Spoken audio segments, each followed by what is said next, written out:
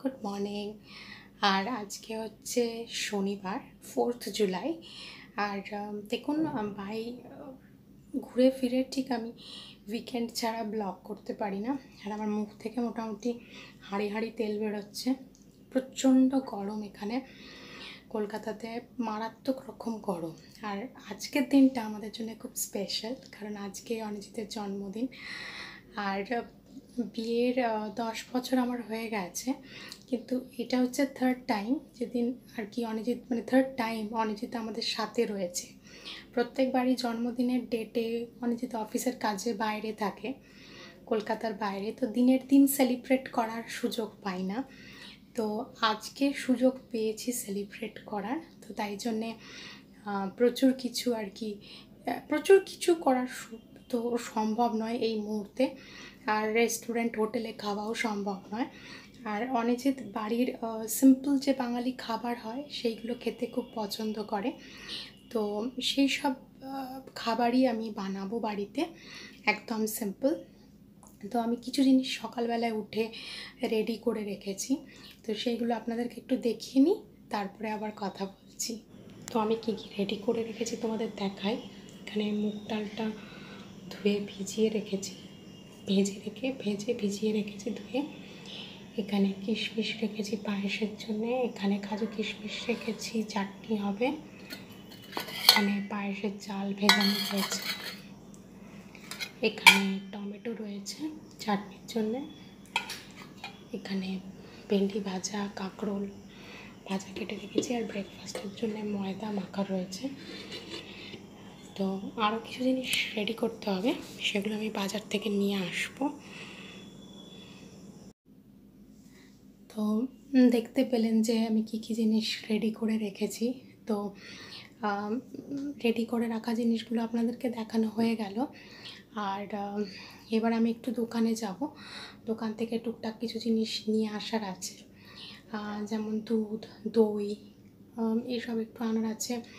আর আজকে যেহেতু লুচি বানাবো, তো লুচির সাথে বেগুন ভাজা করব, তো বেগুন বাড়িতে নেই, যেটা ছিল সেটা দিয়েছি পোকা ভর্তি, তো সেই জন্য একটু বেগুনও নিয়ে আসবো এই।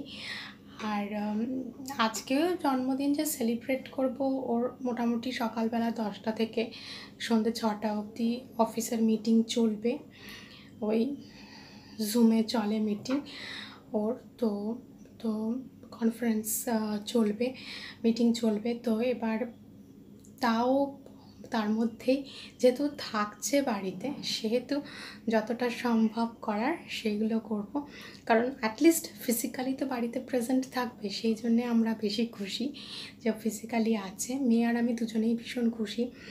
আর চলুন আজকে আমি এখন গিয়ে জিনিসপত্রগুলো নিয়ে আসি বাজার থেকে, তারপরে আবার আপনাদেরকে দেখাবো আমি কি কি বানাচ্ছি, মানে জলখাবার থেকে শুরু করে লাঞ্চ, আর যা বানাবো সবটাই শেয়ার করবো আপনাদের সাথে। আমি ব্লগ ইউজুয়ালি বানাই না, খুবই কম বানাই, কারণ কন্টেন্ট সেরকম কন্টেন্ট প্রচুরই আছে, কিন্তু এক্স্যাক্টলি যে কী লোকে দেখবে, মানে যারা দেখবেন তারা যে পছন্দ করবেন কি করবেন না সেইটা বুঝতে পারি না বলে ব্লগটা ঠিক বানানো হয় না। আর স্পেশাল অকেশনে আমি ব্লগ বানিয়ে থাকি। যদি আমার ব্লগ আপনাদের ভালো লাগে তাহলে নিশ্চয়ই বলবেন বা জানাবেন, তাহলে আমি ইন ফিউচারও বেশি করে ব্লগ বা ডেলি ব্লগ বানানোর চেষ্টা করব। তো চলুন আমি দোকান থেকে ঘুরে আসি, এসে আবার আপনাদের সাথে কথা বলছি। বসিয়ে দিয়েছি, দুধ বসিয়ে দিয়েছি, পায়েসের জন্য দুধ বসানো হয়ে গেছে। আর আমি এদিকে আমার চা খাচ্ছি, এদিকে চা হচ্ছে, দুধ বসেছে পায়েসের জন্য।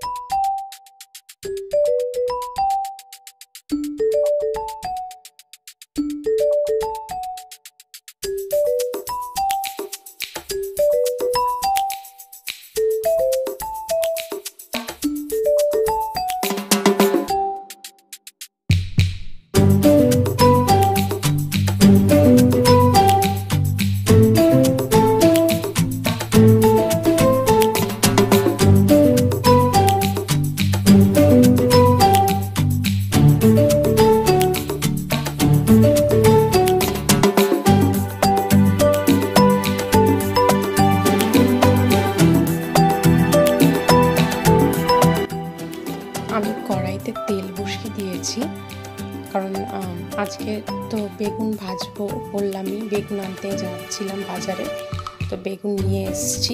তেলটা গরম হয়ে গেলে এবার বেগুনগুলোকে ছেড়ে আমি ভেজে নেব। আর ওদিকে পায়েসের দুধটা আমার প্রায় গাঢ় হয়ে গেছে, ওটার মধ্যে আমি এবার ধুয়ে রাখা চালটা দিয়ে দেব, দিয়ে চালটাকে হতে দেব। তো বেগুনগুলোকে আমি এবার একটা সাইড হয়ে গেছে, উল্টে আর একটা সাইড ভাজতে দিচ্ছি ভালো করে। আর অন্যদিকে দুধটাকেও আমি বারবার করে নেড়ে নিচ্ছি। দুধটা আমার কিন্তু বেশ ভালো গাঢ় হয়ে গেছে। এবার ওটার মধ্যে চালটা আমি দিয়ে দেব, গোবিন্দভোগ চাল যেটা আমি ধুয়ে রেখেছিলাম সেটা আমি দুধের মধ্যে দিয়ে দিয়েছি আর ফুটতে দিয়েছি ভালো করে। মাঝে মাঝে একটু নেড়ে দেবেন, না হলে কিন্তু তলা লেগে যায়, তলা লেগে গেলে কিন্তু পোড়া পোড়া একটা গন্ধ হবে পায়েসের মধ্যে, সেই জন্য নাড়তে হবে। আর আমি এখন 4টে ছোট এলাচ দিয়ে দিচ্ছি, চিড়ে দিচ্ছি দুধের মধ্যে। আমি দুধের পায়েস করছি, আর গুড়ের পায়েস করলে এলাচ দেওয়ার দরকার হয় না। তো আমি এখন এটার মধ্যে একটা ছোট আমুল মানে গুঁড়ো দুধের যে প্যাকেটগুলো হয় ওইটাকে গুলে নিচ্ছে। এরকম একটু নর্মাল টেম্পারেচারে দুধ দিয়ে আমি ওটাকে গুলে একটা পেস্ট বানিয়ে রাখছি।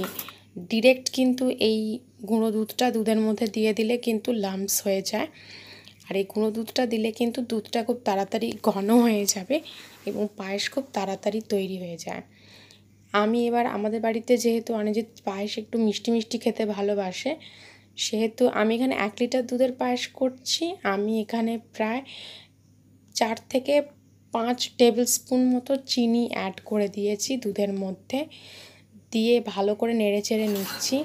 আর দুধটা যখন মানে চিনিটা যখন গলে যাবে একদম, তার মধ্যে এই গুঁড়ো দুধের যে পেস্টটা আমি বানিয়ে রেখেছি ওটা ঢেলে দিলাম, দিয়ে আর 5-7 মিনিট মতো নাড়াচাড়ি করলেই পায়েস গাঢ় হয়ে যাবে। গাঢ় হয়ে গেলে এবার আমি পায়েসটা নামিয়ে দেবো। আর পায়েস কিন্তু তৈরি হয়ে গেছে বার্থডে বয়ের জন্যে। আর আমাদের বাঙালিদের পায়েসটাই তো মেন, জন্মদিনে ওটা।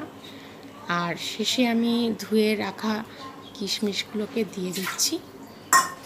আপনারা চাইলে কাজুও অ্যাড করতে পারেন, কিন্তু আমি শুধু কিশমিশটাই অ্যাড করি।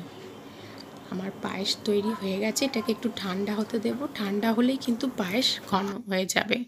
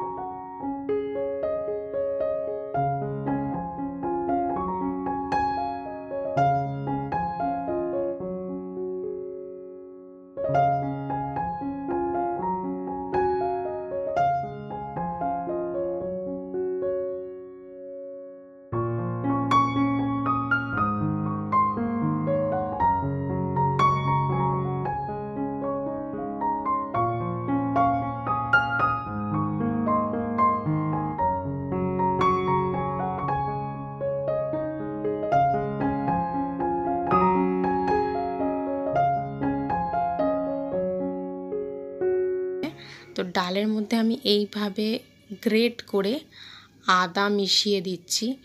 এখন তাড়াহুড়োর সময় তো আলাদা করে থালা বা বাটিতে আর গ্রেট না করে আমি ডিরেক্ট ডাল সিদ্ধর মধ্যেই মিশিয়ে দিয়েছি।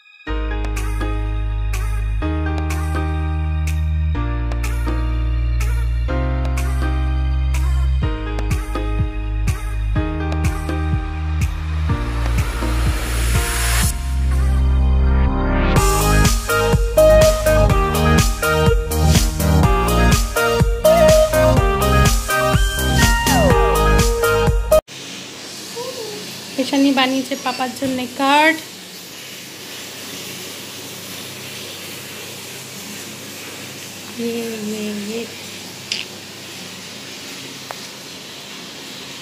Very beautiful.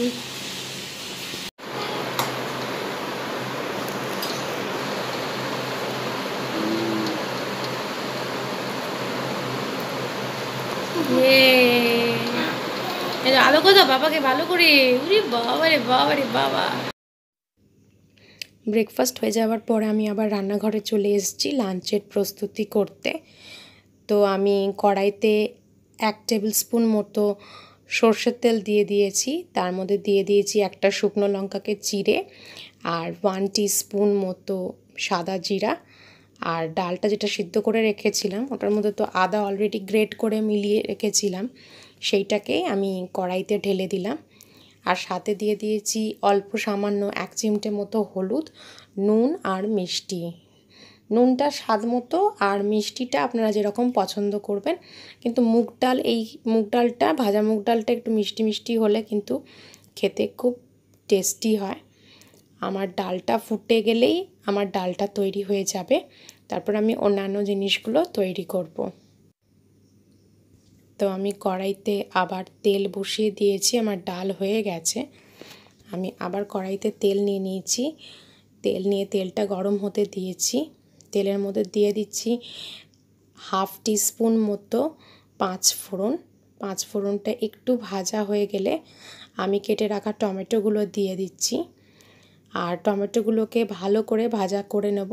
নিয়ে টমেটো থেকে যখনই জল ছাড়তে শুরু করবে, এই টমেটোর মধ্যে আমি পরিমাণ মতো চিনি দিয়ে দেব। আমি এখানে 3 টেবিল স্পুন মতো চিনি অ্যাড করেছি, আর চিনি দিয়ে আমি নাড়াচাড়া করব। চিনি দিয়ে নাড়াচাড়া করতে করতে দেখবেন যে টমেটো থেকে জল ছাড়তে শুরু করছে আর এবং জল জল মতো হচ্ছে। টমেটোর চাটনিতে কিন্তু কখনোই চিনি যে জলটা বেরোয় ওই ছাড়া কোনো এক্সট্রা জল অ্যাড করার প্রয়োজন পড়ে না। তো আমি এবার ওর মধ্যে কাজু আর কিশমিশ যেগুলো আমি রেডি করে রেখেছিলাম ধুয়ে, ওগুলো অ্যাড করে দিলাম। দিয়ে ভালো করে নাড়াচাড়া করে নিচ্ছি। নিয়ে এই জলটাই যখন আরেকটু ভালো করে ফুটে যাবে তখন আমি নামিয়ে দেব। আর একটা জিনিস বলতে ভুলে গেছি, সেই টমেটোর চাটনির মধ্যে কিন্তু একটু নুন আর হলুদ দিয়ে নেবেন। ভালো করে নাড়াচাড়া করছি, দেখুন টমেটো থেকে কত জল বেরিয়েছে। তাই জন্যে এক্সট্রা আর টমেটোর চাটনিতে জল দেওয়ার প্রয়োজন হয় না। আর টমেটোর চাটনি কিন্তু বারবার ভালো করে নাড়বেন এবং টমেটোগুলোকে চেষ্টা করবেন হাতা দিয়ে দিয়ে একটু একটু করে ভেঙে দেওয়ার, মানে চেপে চেপে আর কি দেওয়ার, তাহলে টমেটোগুলো ভালো করে সিদ্ধ হয়ে যাবে। আর আমার টমেটোর চাটনি রেডি। আমি এখানে মাছ ভাজতে দিয়ে দিয়েছি, কারণ আমাদের এইখানে হরিণাদিতে মাংসটা আনতে হলে রাত্রে বাজার যেতে হয়, আর এই মুহূর্তে যতটা বাইরে না বেরোনো যায় ততই ভালো। আর আমাদের শুভ অনুষ্ঠানে মুরগি মাংস হয় না, তাই জন্যেই আমি মাছ করলাম। পাঁঠার মাংস আনা একটু অসুবিধে আছে। আর এই যে পেস্টটা দেখছেন, এটাতে আদা বাটা দিয়েছি 1 টিস্পুন মতো, আর দিয়েছি 1 টিস্পুন মতো জিরে গুঁড়ো, দিয়েছি নুন, হলুদ আর মিষ্টি। হলুদ দিয়েছি 1/4 টিস্পুন মতো, দিয়ে এই মিক্সচারটা আমি বানিয়ে নিয়েছি। ওই মিক্সচারটাকে আমি ঢেলে দেবো হচ্ছে মাছের মধ্যে। আর আমি কড়াইতে মাছ ভাজার পরে দিয়ে দিয়েছি পেঁয়াজ ছাড়া এইটাতে দিয়ে দিয়েছি হচ্ছে একটা 1 ইঞ্চ সাইজের দারচিনি, 4টে ছোটো এলাচ আর 4টে লবঙ্গ দিয়ে পেঁয়াজটাকে ভালো করে ভাজা করে নিচ্ছি। পেঁয়াজটা ভালো করে ভাজা হয়ে গেলে, একটু কড়াইটা নোংরা লাগছে, তো ওইটা আসলে মাছ ভেজেছি না, তাই জন্য একটু কড়াইটা ওরকম কালো কালো হয়ে আছে। তো এই মাছের সাথে যে দইয়ের মিক্সচারটা আমি রেডি করে রেখেছিলাম ওটা আমি কড়াইতে পুরো দিয়ে দিলাম। দিয়ে আর এই বাটিতে যে দইয়ের মিক্সচারটা একটু লেগে আছে ওটা থেকে সামান্য জলও অ্যাড করে দিলাম। আর এটাকে এবার হাই ফ্লেমে কিন্তু আমি ফুটতে দেব। তো আমার দই মাছ রেডি হয়ে যাবে। আজকে দই মাছ বানাচ্ছি, দেখুন আমার দই মাছ কিন্তু হয়ে গেছে। আর এই দই মাছ বানাতে কিন্তু খুব বেশি তেল লাগে না, কিন্তু খেতে খুব টেস্টি হয়। আর এদিকে অনিজিৎ অফিসের কাজ করছে, আর মেয়ে চারিদিকে ব্রাউন পেপার স্কুল থেকে সব খাতা বই দিয়েছে, তো ব্রাউন পেপার দিয়েছে এবার মলাট দিতে, তো সেই সব চারিদিকে ছড়িয়ে রেখেছে, সেই সবগুলোকে গোছাচ্ছে আর আমরা এবার লাঞ্চ করতে বসবো। কাহা গয়া বার্থডে বয়, আতো পাপা খাও খাও খাও। লঙ্কা দিয়েছে একটা এত বড়। এই তো পাপা। তো ফাইনালি আমরা লাঞ্চ করতে বসে গেছি। ভিডিওটা ভালো লাগলে অবশ্যই একটা লাইক করবেন, কমেন্ট করবেন, আর দেখা হবে পরবর্তী ভিডিওতে। ভালো থাকবেন।